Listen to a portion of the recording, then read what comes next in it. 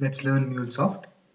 Today I will show you how to use validate component in Mule. Validation module verifies that the content of a message in a Mule flow matches some specific criteria. A message does not meet the defined validation criteria. The validation fails and it returns validation error, such as invalid URL.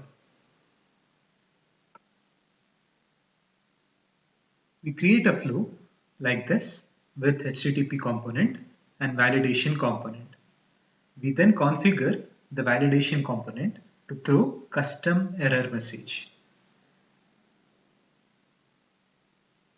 When a validation, when valid email is not available in input, we throw a 500 status code with a custom message as shown here. In order to use a validation component, create a global configuration entry. To validate email address in JSON payload, use the setting as shown on screen. Test your mule flow by providing a valid email address and you get back 200 status code.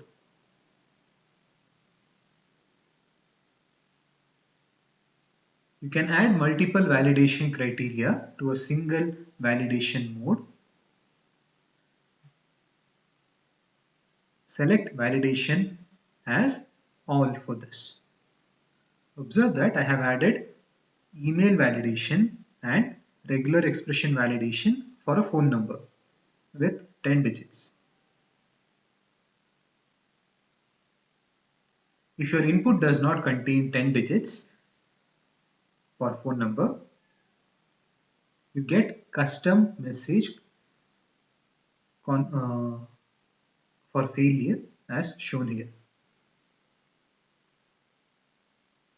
Validation is successful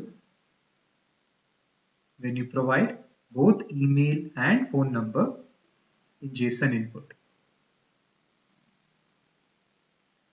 Download the mule flow from my GitHub repository and try this for yourself. Link in video description.